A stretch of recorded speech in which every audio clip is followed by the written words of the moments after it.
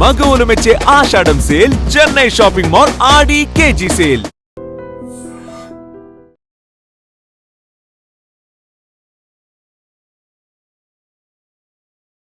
Omelette మాడిందని భార్యాభర్తల మధ్య గొడవ స్టార్ట్ అయింది. ఇద్దరు మాట అనుకున్నారు. ఆ తగాదా కాస్త పెరగటంతో ఆమె పుట్టింటికి అలిగి వెళ్ళిపోయింది. దీంతో భర్త మనస్తాపానికి గురై పురుగుల మందు తాగి ఆత్మహత్య చేసుకున్నాడు. పార్వతీపురం మన్యం జిల్లా రామభద్రాపురంలోని మిట్టి వలసలో ఈ ఘటన చోటు చేసుకుంది. ఒక్కటే ఏంటంటే చాలా వింతగాను, వినటానికి ఆశ్చర్యంగాను, ఆ పిల్లల్ని చూస్తే చాలా బాధగాను అనిపిస్తోంది. అసలు చిన్న చిన్న గొడవలకి ఇంతగా ఎందుకు ఆలోచిస్తున్నారు, ఎందుకు అగ్రెసివ్గా వెళ్తున్నారు, ఇంత కఠినమైన నిర్ణయాలు ఎందుకు తీసుకుంటున్నారు? ఇక్కడ పెద్ద గొడవలు కూడా కాదు, జస్ట్ ఆమ్లెట్ మాడింది, ఆయన వచ్చి అడిగినా లేకపోతే కారణం ఎవరు కూడా భార్య మంచిగా టేస్టీగా ఫుడ్ పెట్టాలనే భర్తకు అనుకుంటూ ఉంటుంది. కావాలని ఎవరు మార్చరు. ఒకవేళ ఫోన్ రావచ్చు, ఏదో మాటల్లో కావచ్చు, ఇంకేదైనా పనిలో పడి ఉండొచ్చు. సో ఇవి కూడా అర్థం చేసుకునే కారణాలే, మరి అంత అర్థం చేసుకోలేనంత కారణాలు కూడా కాదు. కానీ ఆ ఆమ్లెట్ కోసం ఇద్దరు గొడవ పడ్డారు. అక్కడితో ఆమె అలిగి వెళ్ళిపోవటం, ఇతను ఆత్మహత్య చేసుకోవటం. ఇక్కడ సాలూరు పట్టణానికి చెందినటువంటి పాలవలస రాజశేఖర్, తనకి 24 years, ఆమెకు ఆదిలక్ష్మి అనే భార్యతో పాటు పాప బాబు కూడా ఉన్నారు. ఇద్దరు ఈ ఆమ్లెట్ కోసమే గొడవ పడ్డారు. గుడ్డు ఆమ్లెట్ మాడిపోయింది ఎందుకు అని గొడవ. ఈయన క్వశ్చన్ చేశాడు, ఆమె ఏదో ఆన్సర్ చెప్పే ప్రయత్నం, ఇద్దరి మధ్య మాట పెరిగింది.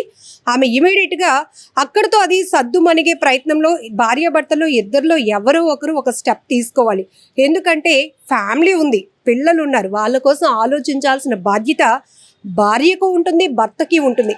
అసలు మనం గొడవ పడుతున్నది ఆమ్లెట్ కోసం అని ఆలోచన ఆగితే వస్తే కనుక అక్కడితోనే వాళ్ళు ఆగిపోతారు. కానీ ఎంతకు తెగిస్తున్నారు, ఎంత ఆలోచన, ఎంత అంటే కోపాన్ని ఎలా పెంచుకుంటున్నారంటే నువ్వెంత నేనెంత అంటూ మాట పెరుగుతుంది. అది కాస్త గొడవకు దారి తీస్తోంది. అక్కడితో నాకు నా ఫ్యామిలీ ఉంది, నీకేనేంటి నాకు ఉంది అనుకుని వీళ్ళు అనుకుంటున్నారు.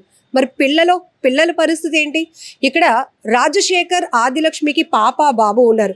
కనీసం పిల్లల కోసమైనా ఆలోచించి మన కుటుంబాన్ని హ్యాపీగా లీడ్ చేసుకోవాలి, ఉన్నంతలో హ్యాపీగా బతకాలి అనే ఆలోచన లేకుండా ఒక గుడ్ ఆమ్లెట్ కోసం వాళ్ళు గొడవ పట్టడం. ఇతనేమో భార్య అలిగి వెళ్ళిపోయింది పుట్టింటికి అని చెప్పేసి మనస్తాపానికి చెంది అదే రామభద్రాపురంలోని మిత్తివలసకు వచ్చి అక్కడ పురుగుల మందు తాగి ఆత్మహత్య చేసుకున్నాడు. ఈ విషయాన్ని స్నేహితులకు కూడా కాల్ చేసి చెప్పాడు.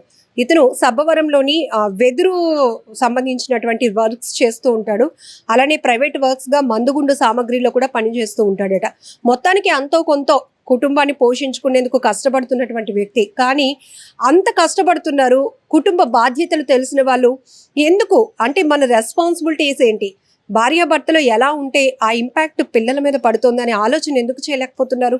ఇదొక్కటే కాదు, ఇక్కడ మన్యం జిల్లాలో రామభద్రాపురంలో జరిగినటువంటి ఈ ఘటనే కాదు, ఈ మధ్య కొన్ని నేర ఘటనలు చూస్తే ఆత్మహత్యలు, హత్యలు, కొన్ని చోట్ల పగ, ప్రతీకారం ఇవన్నీ పక్కన పెడితే చిన్న కారణాలతో అడిగిన మాంసం కూర వండలేదని, చికెన్ కర్రీ వండలేదని తల్లిని చంపేయటము, లేకపోతే సెల్ ఫోన్ కొనివ్వలేదని ఆత్మహత్య చేసుకోవడము, లేకపోతే మంచి ర్యాంక్ రాలేదనో, నాన్న బర్త్డేకి మాట ఇచ్చాడు బైక్ కొంటానని ఆ మాట తప్పాడు అందుకే నేను చనిపోతున్నాను. ఏంటి ఇంత దారుణమైన ఆలోచనలు ఇవన్నీ కూడా? అసలు లైఫ్ పైన ఒక ఆలోచన, ఒక అగ్రెసివ్ స్టెప్ వేయాలి అనుకున్న వాళ్ళు చిన్న విషయాలను అసలు పట్టించుకోరు. కానీ ఇక్కడ భార్యాభర్తల మధ్య ఈ మధ్య కాలంలో జరుగుతున్నటువంటి చిన్న తగాదాలు ఎవరో ఒకరిని చంపేయటానికో లేకపోతే వారు తను చాలించటానికో ప్రాణాలు తీసుకునే వరకు దారి తీస్తున్నాయంటే కుటుంబ వ్యవస్థలు ఏమైపోతాయి ఒకసారి మనం ఆలోచించాల్సిన పరిస్థితి.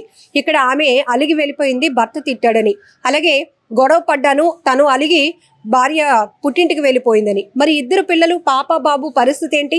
చూసే వాళ్ళకైనా కూడా ఒక రీజన్, ఒక కారణం అంటూ ఉండాలి కదా.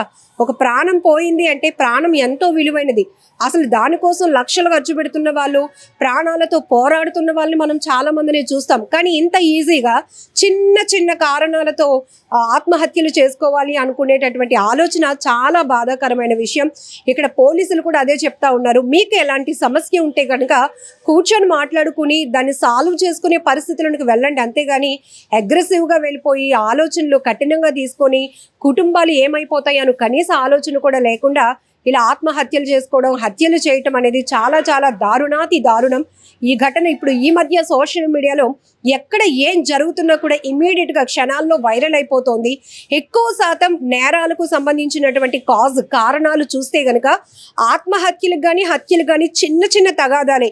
మొన్న ఇదే మన్యం జిల్లాలో మా అమ్మాయి వెంట పడొద్దు అని అన్నందుకు ఆ కుటుంబ సభ్యుల మీద ఆ వ్యక్తి పగ పెంచుకున్నాడు. ఆ యువతి అంటే ఎవరైతే ఈ అబ్బాయి ప్రేమిస్తున్నటువంటి యువతికి బావ వరస అయినటువంటి వ్యక్తిని కత్తితో పొడిచి అతను దారుణంగా చంపేశాడు.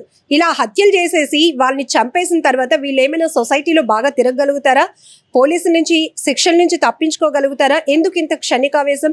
ఒకసారి దీనిపైన పూర్తి స్థాయిలో మనం విశ్లేషించుకుంటే చాలా పెద్ద సబ్జెక్టే. కానీ ఈ మధ్య కాలంలో ప్రతి ఒక్కరిలో తీవ్రమైన ఒత్తిడి పెరుగుతోంది. ఆలోచన శక్తి కోల్పోతున్నారు, విచక్షణ కోల్పోయి ఎలాంటి నిర్ణయాలు తీసుకుంటున్నారంటే ఎంత ఈజీగా మనుషుల ప్రాణాలు తీయటానికి, వాళ్ళ ప్రాణాలు తీసుకోవడానికి కూడా వెనకడుగు వేయటం లేదంటే చాలా చాలా దురదృష్టకరమైనటువంటి సంఘటనలు. ఇప్పుడు ఆ పిల్లల్ని చూసి ఆ కుటుంబ సభ్యులు రోధిస్తున్న తీరు చాలా బాధాకరం. ఇప్పుడు ఎంత మనం ఏడ్చినా పోగొట్టుకున్న వ్యక్తిని తీసుకురాలేం. అలాగనే ప్రాణాలు తీసుకుంటున్న వాళ్ళ కారణాలు కూడా వింటుంటే చాలా వింతగాను ఆశ్చర్యంగాను కూడా అనిపిస్తోంది. ఈవెన్ 24 ఏళ్ల వయసులో అతను భార్య పిల్లల్ని అంత బాధ్యతగా చూసుకుంటున్నప్పుడు చిన్న చిన్న కారణాలకి అడ్జస్ట్ అయిపోయి ముందుకు వెళ్ళాలి అనే ఆలోచన.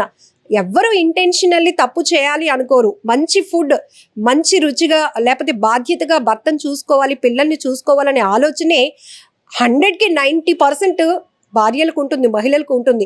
ఒకవేళ ఏదో ఆది పరాకునో లేకపోతే ఏదో పనిలో పడో లేకపోతే పిల్లల విషయమో ఏదో ఒకటి ఒక్కొక్క రోజు వంట మాడొచ్చు, కానీ అక్కడ అడ్జస్ట్ అవుతారు నా భర్త అనే ఆలోచనతోనే తను వడ్డించగలుగుతుంది. కానీ అది పెడితే నా భర్త సాడిస్ట్ లా ప్రవర్తిస్తారు అనే ఆలోచన ఉంటే ఆఖరికి ఇంకొక కూర ప్రిపేర్ చేయడానికి. అంటే ఇదంతా ఎందుకు చెప్తున్నానంటే చిన్న కారణం, చిన్న విషయం ఆయన కూడా అర్థం చేసుకొని ఉండుంటే గనక ఇద్దరి మధ్య గొడవ జరిగేది కాదు, ఇతను ఆత్మహత్య చేసుకునే పరిస్థితి కూడా వచ్చుండేది కాదు.